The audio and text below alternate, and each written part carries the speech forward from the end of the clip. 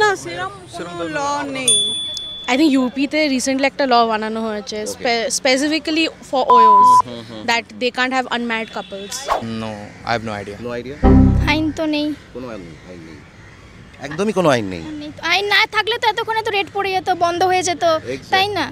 আর secondly আমার মনে হয় যদি এটা না থাকে, সোজাসুজি বলছে একদম, ছেলেরা যাবে প্রস্টিটিউটে আর মেয়েরাও কোথাও না কোথাও মানে লুকিয়ে ছুড়ে তো করবেই ওরা।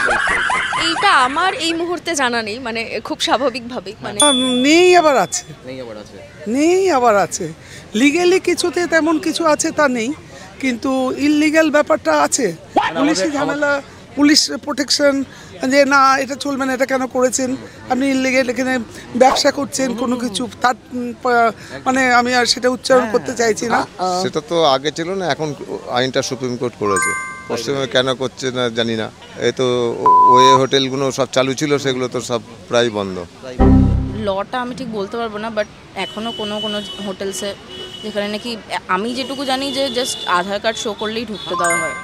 I am myself an advocate. There are no laws for ভালো করে বলতে হবে। there are no laws for unmarried couple. Okay, If they are adults, they can do whatever they want to.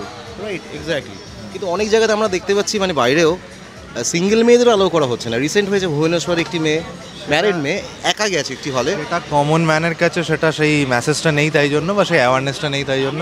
Awareness তৈরি হলে সেও জবাব দিতে পারবে, সেও বলতে পারবে। মানে আমরা তো মানে অপোজ করতে পারি, একদম হোটেলে যদি অপোজ করতে পারি না, অবশ্যই আমরা অপোজ করতে পারি। আমাদেরকে তো ভয় দেখানো হয়, সব থেকে বড় ব্যবসা তো ভয়ের ব্যবসা। আবার